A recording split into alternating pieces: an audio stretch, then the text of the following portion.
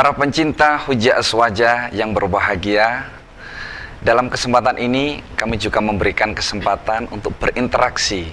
Mungkin ada pertanyaan terkait dengan masalah akikoh ini, bisa langsung bertanya kepada Al-Mukarram Kiai Haji Abdurrahman Nafis LC.MHI melalui layanan nomor telepon 031 566 0109. Kami ulangi di 031 566 0109. Pak Kiai, ya, kita lanjutkan yang tadi, bahwa Pak Kiai menjelaskan akikoh itu ada kesamaan dengan kurban. Betul. Nah, apakah hanya kesamaan penyembelihan hewannya saja, ataukah ada kesamaan-kesamaan yang lain?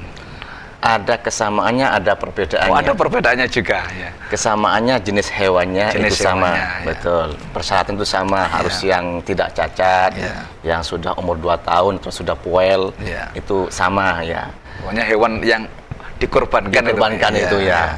Bedanya itu pertama menyangkut masalah waktu. Waktu. Kalau kurban kan sudah ada ketentuan ya pada Yaumun Nahar, tanggal 10 sampai tanggal 13 Dzulhijjah. Kalau akikoh pada hari ke-7 kelahiran, jadi bulan apa saja gitu ya. Jadi bebas Pak ya. Bebas betul. Yang kedua, kalau kurban itu menyembelihnya silahkan dipotong seperti apa itu monggo.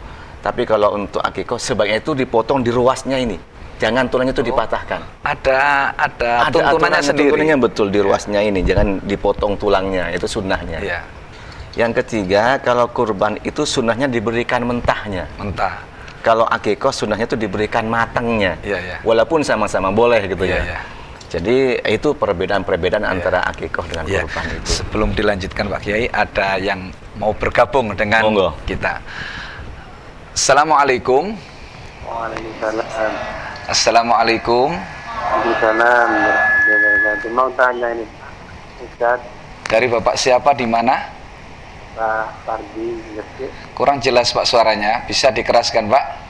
Pak Sardi di mana? Pak Pardi di? Di Gresik. Silakan Pak Pardi langsung pada pertanyaannya kepada Al-Mukarram Kiai Haji. Waalaikumsalam warahmatullahi. Ini Pak Yai, saya mau tanya. Saya pernah dengar katanya kalau belum di akikoh itu, kalau ibadah kurban itu ibadah kurban tidak sah. Apa benar? Bisa diperjelas Pak Pardi? Jadi saya ini kan pernah dengar katanya kalau belum di akikoh, kalau waktu hari ibu kurban mau kurban itu tidak sah kurbannya. Benar apa Anda? Oh iya. Jadi begini.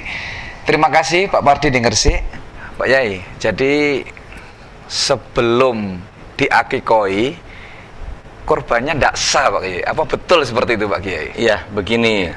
Memang kurban satu ibadah, akikoh satu ibadah. Jadi itu sama-sama ibadah. Sama-sama ibadah tapi berbeda gitu ya.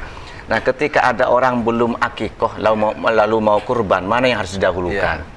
Yang jelas harus didahulukan itu kurbannya, akikohnya maksud saya. Oh, yang didahulukan akikohnya itu akikohnya yang harus didahulukan. Tetapi kalau dia akikoh, kurban dahulu, tidak akikoh, sah atau tidak? Sah saja. Sah saja kurbannya. Tapi yang afdol memang akikoh. Bahkan ada penjelasan ulama ya, tetapi masih ini jadi perdebatan dalam kitab Fiqhus Sunnah itu, Said Sabiq itu menjelaskan. Kalau dia akikoh disembelih pada Yaumun Nahar, maka dapat 2 pahala. Pahala akikoh dan juga pahala kurban. Berarti niatnya 2 Pak Kiai? Tidak, niatnya 1. Niatnya 1. Niatnya niat akikoh.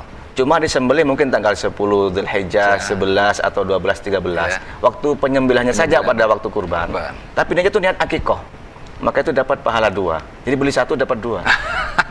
Seperti model sekarang gitu Pak Kiai. Iya, tapi seandainya niatnya 2 bagaimana Pak Kiai? Oh enggak, niatnya tetap 1. Niatnya enggak boleh 2 Pak Kiai. Kalau niatnya 2 yang jadi tetap 1. Oh ya, tetap 1. Berarti intinya didahulukan akikohnya, baru kurbannya. Tapi anehkan kurban dahulu juga enggak apa-apa, tetap sah.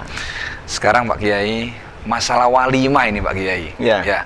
Kan prosesi akikoh ini kan tidak hanya menyembelih kurban, menyembelih binatang saja. Betul. Tapi biasanya kalau di kampung itu ada pesta ya. Kemudian mengundang tetangga, kemudian rambutnya anaknya dicukur, dikasih wangi-wangian. Sebelum itu dijawab Pak Yai, ada penanya yang mau bergabung dengan kita. Assalamualaikum. Waalaikumsalam. Assalamualaikum, dari Ibu siapa? Di mana? Dari Bu Sri Utami, Kemiri Indah. Ibu mohon maaf, volume televisinya bisa dikecilkan, Ibu. Oh iya. Ya, dikecilkan dulu, Ibu. Gimana, Bapak? Ya. Silakan, Ibu, langsung pertanyaannya. Iya, saya Dari Ibu siapa, Ibu? Sri Utami. Ibu? Sri Ibu Utami. Sri Utami ya? Iya. Di mana, Ibu? Di Kemiri Indah. Di? Kemiri Indah Sidoarjo. Oh, di Sidoarjo. Silakan Ibu Sri Utami, langsung pada Al-Mukarram Kiai Haji Abdurrahman Hafiz. Iya, Bapak. Saya sih Bisa diperkeras, Ibu? Iya, Ya. saya sih belum, ya masih mamang, ya masih ragu karena orang tua. Barangkali orang tua dulu belum diakekoi. Tapi kesalahan saya sudah saya korbankan karena orang tua keburu meninggal ya Pak. Karena melihat keadaan dulu mungkin untuk makan aja sulit. Apalagi untuk ngakekoi bapak. Mbah mengakekoi bapak gitu ya Pak ya. Jadi seandainya saya ingin punya niat mengakekoi bapak, salah saya sudah ngorbani bapak atau orang tua. Jadi itu saya akekoi tapi tidak mengundang. Langsung saya sembeli ke yang ahlinya. Jadi habis itu syukurannya saya bagikan ke tetangga. Gimana Pak itu hukumnya? Cukup, Ibu? Cukup? Kenapa, Pak? Cukup? Iya, itu aja. Ya. Terima kasih Bu Utami di Sidoarjo. Jadi begini Pak Kiai. Jadi Bu Sri Utami ini ingin mengakikoi orang tuanya yang sudah meninggal. Wafat, betul, ya. Sudah meninggal. Tadi kata Pak Kiai ini kan termasuk birrul walidain ya. Ya. Jadi bukan hanya mengakikoi dirinya sendiri tapi orang tuanya, karena mungkin dulu kondisinya miskin, Betul. tapi sekarang berubah. Ya. Sekarang mungkin mampu. Nah, ini beliaunya tidak mengadakan model walimah, tapi langsung dibagikan ke tetangga-tetangga ini. Kira-kira akikohnya ini sah atau tidak Pak Yai? Iya, memang untuk mengakikah orang yang sudah meninggal dunia itu masih dianjurkan akikah atau tidak, itu berbeda pendapat ulama ya. Ada yang mengatakan kalau sudah wafat sudah tidak disunahkan akikah. Sudah tidak gitu disunahkan ya. Tapi dalam kitab Bughiyatul Mustarsyidin itu disebutkan bahwa walaupun sudah meninggal dunia, kalau diyakini bahwa dahulu itu belum diakikahi, maka anaknya itu boleh mengakikahi orang tuanya sudah meninggal dunia. Jadi fadhailul amal itu. Betul, itu termasuk salah satu birrul walidain tadi itu. Jadi kalau kita sedekah untuk orang tua, kita doa untuk orang tua. Tapi sampai Pak Yai ya. Sampai insya Allah, ya. sampai itu termasuk bagian daripada yang sampai pada orang tua itu. Kemudian tadi Pak Yai, tidak pakai walimah, jadi langsung dibagikan kepada tetangga kanan kiri gitu. Gimana Pak Yai? Sama-sama boleh. Jadi pendistribusian daging akikah itu boleh diberikan ke tetangga atau bahkan diberikan ke salah satu lembaga mamanya ya. Sekarang kan sudah banyak ya jasa-jasa akikah itu. Dia tinggal pesan, telepon, bayar sekian, nanti diserahkan ke panti asuhan itu atau pondok pesantren atau masjid, itu silahkan. Itu sah-sah saja. Atau juga mengundang, nah itu juga sama-sama itu bisa. Yang penting hewannya sudah masak Pak Yai, sudah matang Pak Yai. Kalau mentah nanti repot tetangganya. Memang afdolnya itu sudah matang gitu ya. Dan bentuk walimah itu seperti yang ditanyakan jenengan tadi.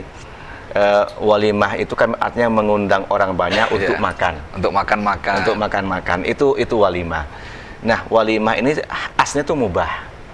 Kalau Al-Hafidh Ibnu Hajar dalam kitab Fathul Bari itu menyebutkan ada 8 macam walimah itu. Di antaranya itu walimatul akikah. Jadi orang hari ke-7 ngundang tetangga handai tolan, lalu kemudian menyembelih akikah sebagai hidangan. Nah, pada saat itu kemudian anak itu dicukur rambutnya, diberikan nama. Nah, soal ditambah dengan bacaan sholawat dengan dzikir itu salah satu bentuk amal soleh. Amal soleh ya. Ini ada yang mau bergabung lagi Pak Yai. Monggo silakan. Silakan. Assalamualaikum. Assalamualaikum. Waalaikumsalam. Dari Ibu siapa di mana? Ibu Yati di Sidoarjo. Ibu Yanti. Yati. Ibu Yati di Sidoarjo. Ya. Silakan Ibu Yati, langsung pertanyaannya. Ya, mau tanya ini loh Pak. Anak saya kan 2. Bisa diperkeras Ibu Yati? Ya. Anak saya laki-laki 2. Ya. Tapi waktu masih bayi belum bisa mengakekoi. Terus saya akekoi waktu kitan. Gimana, Bu Yati? Saya Lebih sangat kekoi waktu saya kitankan. Ya. Oh ya. Sekitar umur 10 tahun. Tapi saya nggak pakai kambing, sapi untuk 2 anak. Itu boleh apa enggak? Oh ya, itu aja Bu Yati. Iya. Terima kasih Bu Yati. Ya. Cukup ya? Ya, terima kasih Bu Yati di Sidoarjo.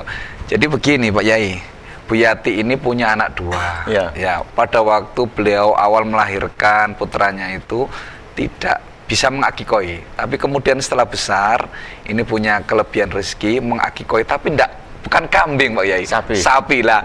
Apakah tadi itu ada referensinya dengan penjelasan Pak Yai di awal tadi? Jadi anaknya 2, sapi 1. Kira-kira sudah cukup atau kurang Pak Yai ini? Iya. Jadi pertama bahwa Ibu Yati tadi itu yang mengakikoi putrinya sudah dewasa, menurut pendapat Imam Syafi'i itu kan bisa gitu ya. Jadi itu sudah termasuk melaksanakan syariat. Yang kedua, jenis hewannya.